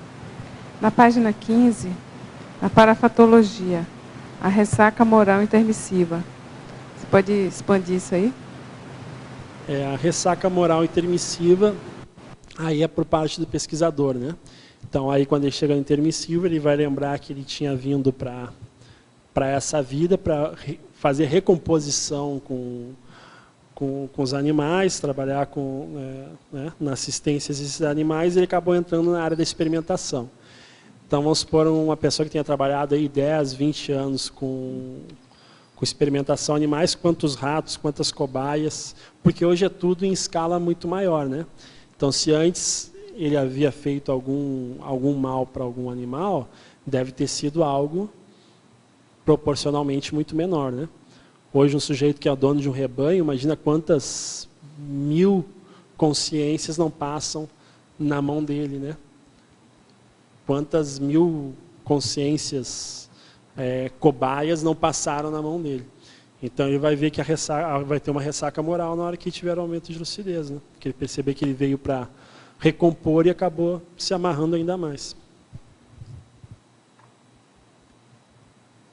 E atrasada, mas já me deu uma curiosidade aqui. Esse verbete está muito interessante. Aqui na fatuística, tá? Na fatologia. A minha pergunta está relacionada ao conformismo moral, o desrespeito ao direito de recusa na participação do experimento e à moralidade dos integrantes dos comitês de ética. Esse desconforto gerado que a ciência causa, usando animais como cobaias, dentro da sua experimentação e da sua pesquisa, ele gerou alguma ideia para refrear esse comportamento, tipo uma proteção jurídica, um mínimo ético na utilização das cobaias? Hoje, dentro da área de educação, tu tem como o aluno ele pode se negar a fazer experimentação, ele não é obrigado. Ele pode alegar objeção de consciência. Então, existem já casos jurídicos. O primeiro caso foi de um aluno do curso de biologia, lá na Universidade Federal do Rio Grande do Sul, em Porto Alegre, que ele alegou objeção de consciência e o juiz autorizou que ele fizesse aquela disciplina sem precisar realizar a experimentação animal. Então, juridicamente, já existe respaldo jurídico para isso. Tá? Qualquer aluno de qualquer curso de graduação pode alegar objeção de consciência. Tudo bem? Vamos, então, andando aqui, porque nós temos muitas perguntas. Favor discorrer a respeito da insignificância científica de grande parte dos experimentos realizados com dinheiro público. Você já falou, mas dá uma sintetizada aqui. Depois você pergunta, tá? Mas é porque ela estava querendo perguntar. Só como exercício. Dá uma olhada, tiver acesso aí à plataforma Lattes, dá uma olhada lá nos tipos de experimentos e de trabalhos científicos que são feitos utilizando-se dos animais. Né? Se a grande defesa por parte desses pesquisadores é que eles estão fazendo experimentação animal em prol do bem da humanidade, que a gente já viu que não é verdade, né? Tu não precisa estar fazendo, o mínimo que se espere é que tenha relevância científica o determinado experimento que estiver fazendo. E a maioria dos experimentos são repetições de experimentos que já foram feitos ou de experimentos que não têm muita relevância. Vou dar um exemplo. Eu conheci um pesquisador, ele está fazendo um projeto de mestrado, que era uma determinada cirurgia por videolaparoscopia da remoção do baço do cão, porque a justificativa dele é que os cães, a maioria dos cães que morriam em atropelamento, morriam por ruptura de baço. Então, se esses cães já não tivessem o baço e fossem atropelados, eles não teriam hemorragia. E aí ele me defendeu isso com a maior naturalidade. E ele era bolsista, ganhando dinheiro público, para fazer uma piada dessas de pesquisa. Então, se tu for analisar a fundo a real intenção dessas pesquisas, financiadas com dinheiro público, 90%, pelo menos 95%, tu vai dar risada. É bobagem.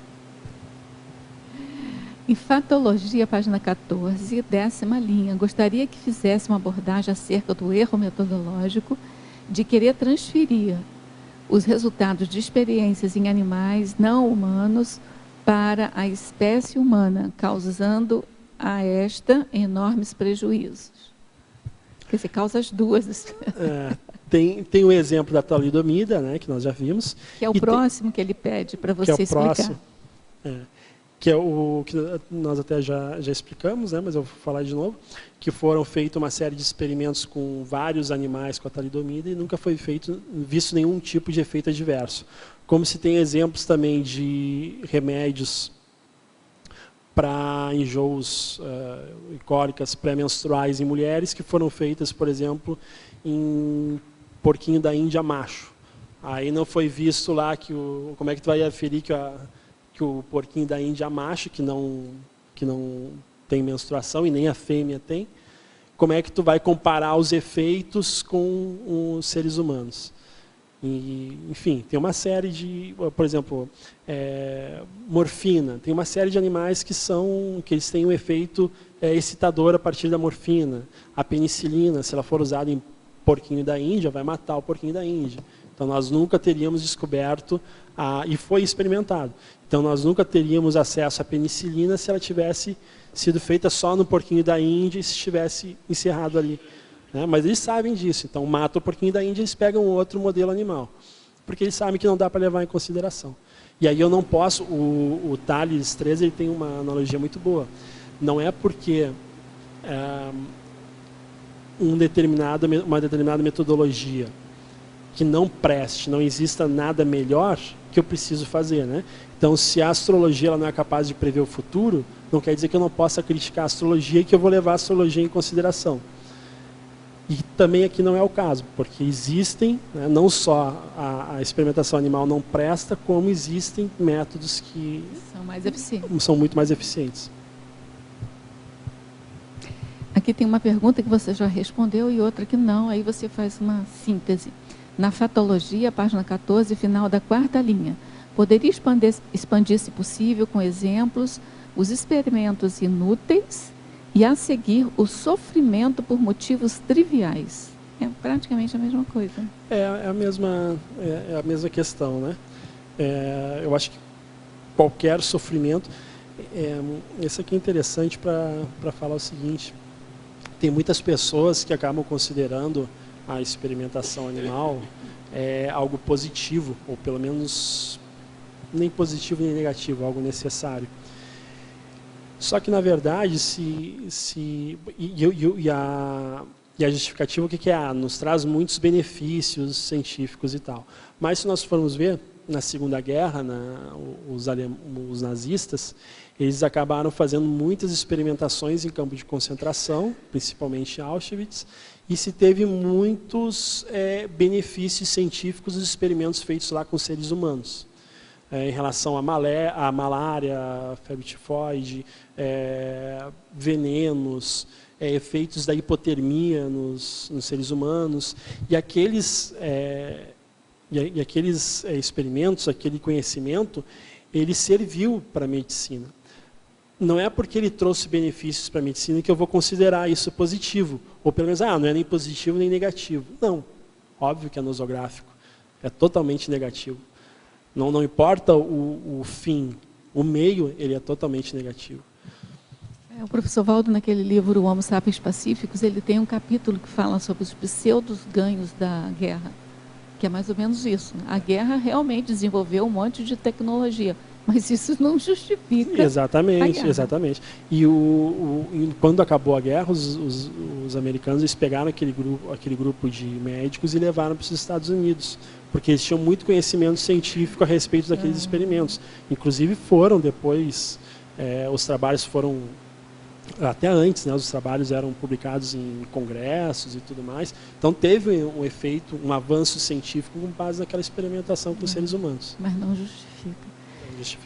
Em Fatologia, página 14, 8ª linha, poderia explicar a situação dos diferentes resultados encontrados por diferentes pesquisadores com o mesmo experimento por fatores tais como imperícia técnica na condução do experimento e desequilíbrio da saúde física e ou psíquica do animal antes do experimento? Aí tem relação não só com a questão física, né, de odores, de temperatura, de iluminação, que é o que normalmente os biotérios eles levam em consideração e controlam, ou pelo menos deveriam, né? Já conheci biotérios que não levam nada disso em consideração, enfim, o animal fica jogado lá numa jaula e os experimentos são feitos da mesma forma. Só que nenhum deles leva em consideração a questão energética, né? E nenhum animal vai estar em condições fisiológicas normais se ele estiver encarcerado. Não tenho como avaliar um animal de vida livre, né? Dizer que não tem nenhum efeito fisiológico, que ele está em condições de bem-estar normais, se ele estiver livre, se ele estiver, aliás, preso, né? Não tiver a capacidade de manifestar o seu comportamento em ambiente livre. Você já respondeu, mas se você quiser fazer uma síntese na objeção de consciência. Não sei se você quer complementar. A objeção de consciência é o que os estudantes podem usar quando eles não quiserem fazer determinado experimento animal dentro do ensino, né? Porque existem outros métodos melhores e ele não é obrigado a fazer. A maioria dos professores, a maioria não, acho que a enormidade dos professores nem sabem disso. E aí eles nunca, quando eles passam esse tipo de aula, eles obrigam todos os alunos a fazer. E aí, se o aluno não fizer, ele vai reprovar na disciplina e o aluno se vê obrigado a fazer esse tipo de experimentação. Mas ele pode alegar objeção de consciência, ele tenta entrar com o advogado. Tenta antes, lógico, falar com a coordenação, com a reitoria da universidade, alegando essa objeção. Se não conseguir o efeito, pode entrar com um advogado. De modo legal. De modo legal, que já tem respaldo jurídico para isso. Tem vários casos no Brasil já com isso. Na sinergismologia, página 15, quarta linha. Como funciona o sinergismo psicopedagogia equivocada, comercialização da saúde? É exatamente essa máquina aí de sensibilização que se usa no ensino. O aluno entra com seu viés assistencial e sai totalmente mercenário do curso, né? Então, ele, na hora que ele coloca... Nós sabemos, né? Na hora que a pessoa tem uma determinada... Que o ser humano tem uma determinada situação emocional que seja desagradável, é muito comum dele fazer bloqueios emocionais ou tentar se afastar daquele problema. E quando obriga o aluno a fazer esse tipo de experimentação, ele acaba se desensibilizando. Ao invés de se sensibilizar ao problema do outro indivíduo, ele se desensibiliza. E na hora que ele sai da faculdade, ele sai totalmente egoísta e mercenário mesmo. Na efeitologia, não, antes, na tecnologia, página 15, poderia explicar por que você citou técnica da Consyncobaia em relação ao seu verbete? Porque vários dos métodos... Quando eu fui escrever esse verbete, eu pensei o seguinte, que eu tinha aquele dilema, né? Eu imaginava que era algo necessário, mas que era anticosmoético. Eu pensei, mas não está certo, não é evolutivo. Não tem como ter algo que é anticosmoético que eu seja obrigado a fazer. Então deve existir alguma solução. Qual seria o modelo para contrapor isso daí? E na Conscienciologia a gente tem o Consyncobaia, que na verdade é uma cobaia voluntária. Né? Você se sente rato por 2 horas. Né? Voluntariamente. Né? Voluntariamente. Então, a cobaia, a experimentação que se faz ali é super positiva para todo mundo, para os alunos que estão assistindo, para a própria cobaia, para os professores, então todo mundo sai ganhando. Né? Uma relação ganha-ganha, que é diferente da experimentação animal, onde o experimentado ali não é voluntário, ele não está ali porque ele quer, ele não vai ter benefício nenhum, né? E o próprio experimentador está tirando um pseudo-benefício, um pseudo-ganho, mas na verdade ele está se amarrando lá dentro da cardiologia. É um bom termo de comparação, né? É um tipo de experimentação super cosmoético. Em efeitologia, página 15, terceira linha, como você analisa os efeitos colaterais dos fármacos só percebidos após a comercialização do medicamento? Exatamente por não ter não ser fidedigno, né, na contraposição, a comparação da fisiologia humana com a fisiologia animal. O exemplo que eu dei no início da tertúlia foi que tinha um experimento onde se usaram 500 camundongos e 500 ratos. Uma espécie matou toda e a outra espécie não teve nenhum tipo de efeito adverso. Então, se eu não posso fazer a comparação do camundongo para o rato, imagina do rato para o ser humano. A diferença é muito grande. Dentro de cães, se eu for trabalhar só com cães, tem remédios que eu não posso usar em determinadas raças. É a mesma espécie. É a mesma espécie. O do Pinscher, o dog alemão, é a mesma espécie. Só a raça é diferente. Mas alguns remédios eu não posso usar com determinadas raças. Imagina com espécies diferentes. Né? Geneticamente a diferença é muito maior. Esses exemplos assim são bem fortes, né, para a gente. A outra pergunta é no conservantismo, página 17. Poderia expandir o item 2? O item 2 é a possibilidade de o pesquisador realizar todo o experimento sem sair do laboratório. Aí ela faz uma outra pergunta aqui, ó. Que ações anticomodistas poderia fazer o cientista para contrastar suas hipóteses experimentais fora do laboratório? Eu vou dar um exemplo. Teve certa vez que eu fui atrás quando eu estava procurando fazer mestrado. Eu consegui lá uma orientadora que ela estava me relatando que o seguinte, eu acabei não fazendo o mestrado com ela por questão de cidade, enfim, não ia dar. Mas ela me relatou o seguinte, que ela estava fazendo um experimento que consistia em pegar animais, cães, anêmicos e ver as alterações cardiovasculares, eletrocardiográficas, ecocardiográficas e bioquímicas que aconteciam com esse animal. E ela estava achando uma série de alterações. E ela falou que o mesmo experimento havia sido feito por um outro cardiologista veterinário muito renomado, mas ele não havia encontrado as mesmas alterações. Aliás, ele não havia encontrado alteração nenhuma. Porque nesses animais, a anemia ela era provocada. Então, o experimentador ele provocava uma anemia artificial. Então, o organismo ele não estava doente o suficiente para ter aquela anemia. Então, ele não encontrou alteração cardiovascular nenhuma. E enquanto o outro encontrou uma série de alterações. Qual a comodidade? Que um experimentador provocava lá a anemia no animal dentro do seu laboratório, dentro da sua clínica, lá do seu hospital, não sei onde que ele fez, e a outra experimentadora tinha que fazer o quê? Ela tinha que ficar dentro de um hospital, 8 horas por dia, na porta do hospital esperando. Deu entrada com um cachorro, porte tal, sexo tal, peso tal, com anemia, com hematócrito tal, pronto. Esse é o meu caso. Aí chega lá e pergunta aceita fazer parte de um experimento? Só vou fazer uma análise cardiovascular? Aí pode ser que o proprietário diga não aceito. Aí volta para lá, fica esperando.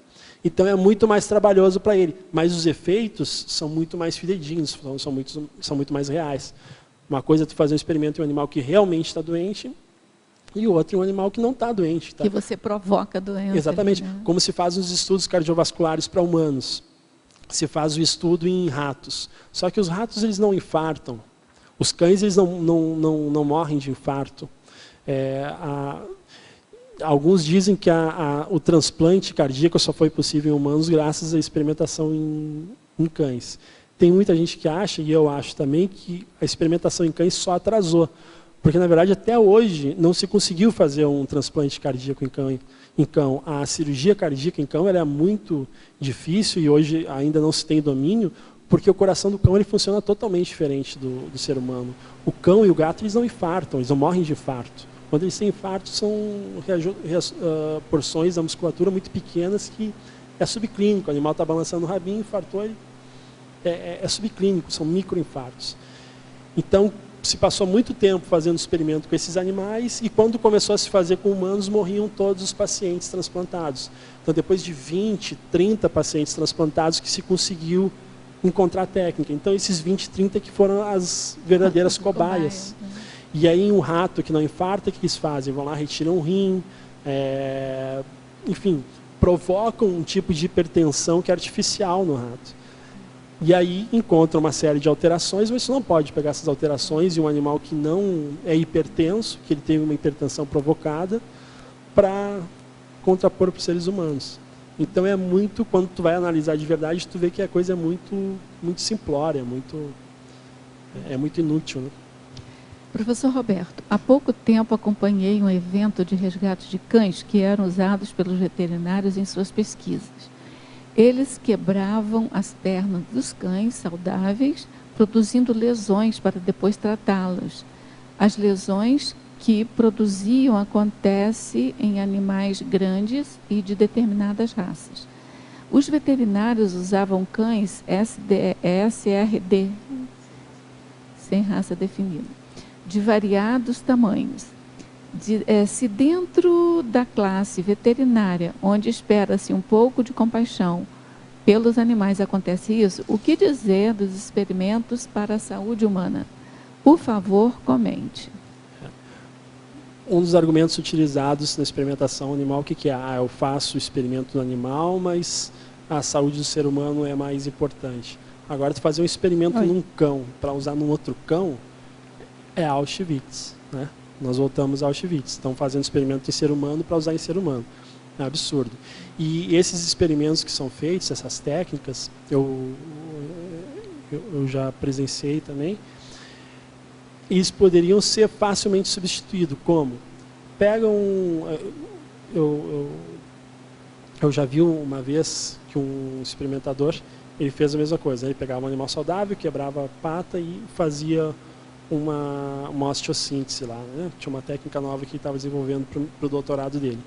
Ele podia muito bem pegar animais realmente fraturados de uma pessoa que não tenha, é um exemplo, né? De uma pessoa que não tenha condições financeiras para pagar o tratamento, que aparecia muito no hospital onde ele trabalhava, uma pessoa muito carente, com o animal com a pata quebrada, ele realmente queria tratar o animal, mas não tinha como. Ele podia dizer, olha, eu estou desenvolvendo uma técnica nova, que não era nada de absurdo, a técnica dele era uma placa, enfim, funcionava muito bem. Estou desenvolvendo uma técnica, eu posso fazer a cirurgia para ti de graça se tu deixar eu relatar no meu doutorado. Pronto. Ele tinha feito assistência para uma pessoa carente que não tem condições financeiras de pagar a cirurgia do animal, tinha feito a técnica do doutorado dele, ele tinha ganho, a dona do animal tinha ganho, o animal tinha ganho, mas não, ele preferia quebrar a pata de um animal saudável. Então, essa aí é um tipo de comodismo, é um exemplo de comodismo. Realmente não se tem ética nenhuma. Quando tu vê esse tipo de coisa, tu realmente entende que não se tem ética e não se tem vontade de desenvolver pesquisa. Na verdade, o que se tem intenção é ganhar a bolsa do doutorado, ganhar o título de doutorado para poder entrar numa universidade pública, enfim, fazer o pé de meia. Tem uma pergunta aqui que eu depois quero que você me ajude aqui. A professora Rosa gostaria de saber em que se aplica a prova da Conscienciologia e quando será a próxima. Esse saber em que se aplica a prova, eu não entendi bem o que ela quer perguntar aqui. A próxima prova, normalmente, elas são realizadas na primeira quinzena de dezembro, não é? E aí a gente pode entrar em contato com você para dar maior esclarecimento. E ela diz que está estudando os verbetes há um ano e identifica-se muito com os ensinamentos do professor Valdo Vieira. Então, seja bem-vinda, né, à Conscienciologia. Depois a gente pode entrar em contato. Eu vou entrar em contato com ela por e-mail. Eu acho que ela quer saber como é feita. Será que porque em que se aplica? Eu acho que talvez ela queira saber os resultados, né? Sim. Eu acho que é melhor entrar em contato com ela, porque eu tenho outras perguntas para te fazer aqui. Professor Roberto, Fatologia, página 14, terceira linha de baixo para cima. Poderia falar sobre o fato de 75% das pesquisas científicas realizadas com experimentação animal não usarem qualquer tipo de anestesia? Então, isso é uma estimativa também, né, de um instituto que trabalha com esse tipo de informação e de pesquisa, um instituto americano, inclusive, até porque o procedimento, o protocolo utilizado na experimentação, nós não temos acesso, né? Então, essa é uma estimativa com base nos tipos de experimentos. Muito se diz que quando se faz experimentação animal, o animal não está sofrendo, porque tem cuidados analgésicos e anestésicos e tudo mais. Só que quando tu vai testar, por exemplo, um remédio que é para cortar o enjoo, ou é para cortar o vômito, a dor, a inflamação, tu tem que causar no animal dor, inflamação, enjoo, vômito. Se é para alguma lesão neurológica, tu tem que causar um trauma neurológico nesse animal. Enfim, pode imaginar as formas como eles fazem isso. E então, na verdade, isso é uma falácia, né? De que os animais não sofrem quando fazem experimentos, porque tem todo cuidado e tudo mais. Não tem como. Se tiver todo cuidado, não sai experimento.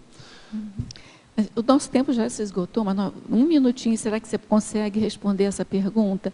O que vem a ser ressaca moral intermissiva?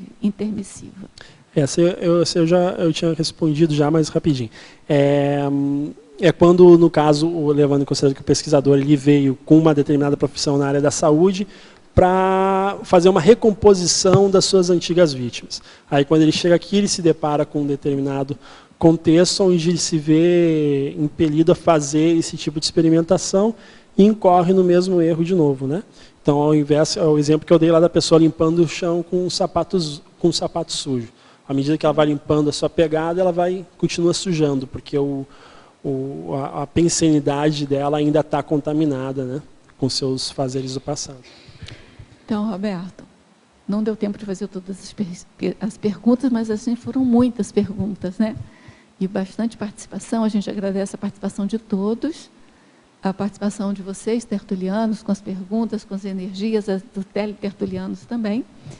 A gente convida diariamente a participarem conosco de 12h30 a 2h30 da tarde, porque exatamente são os tertulianos e os teletertulianos, com as perguntas e o debatedor do dia, né, o defensor aí do verbete, o verbetógrafo, que vão movimentar, né, o nosso debate. E então a gente agradece mais uma vez e passamos então para os nossos comerciais. Obrigado. As pontuações da tertúlia de hoje são 21 assinaturas no livro de presença, 12 perguntas presenciais e 25 perguntas respondidas online. Hoje teremos 3 recados. A Maria, com o curso Verbetografia. Hermânia, com o grupo de Volicioterapia em São Paulo. E a Ana Ruiz, com o curso Teoria e Prática da Inversão Existencial. Boa tarde. A Enciclosapiens, em parceria com o CAEC, convida você, tertuliano e teletertuliano, interessado em participar da Enciclopédia da Conscienciologia, escrevendo o seu verbete e fazer o programa Verbetografia no formato EAD, totalmente à distância. As aulas online, às quintas-feiras à noite, período de 25/2 a 19/5, horário 19h30 às 21h30.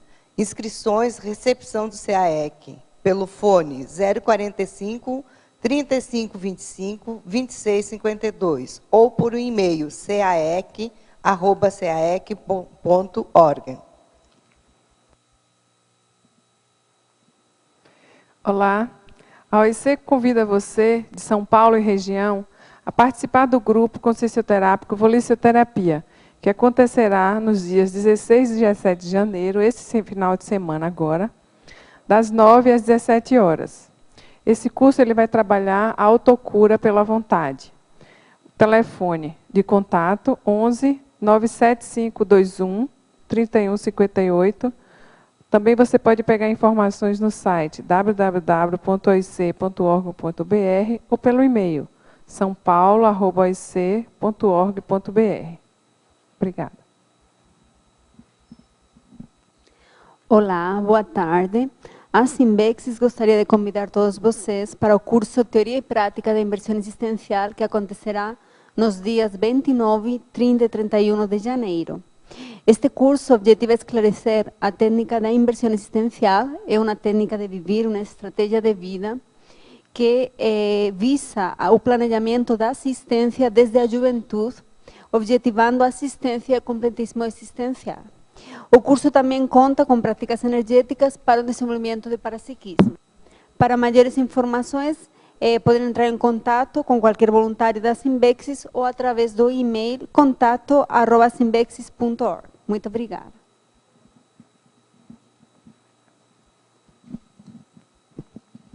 Para amanhã, teremos o verbete Experiência de Quase Morte, especialidade Parafenomenologia, e a verbetógrafa Patrícia Caetano. Muito obrigado a todos e uma boa tarde.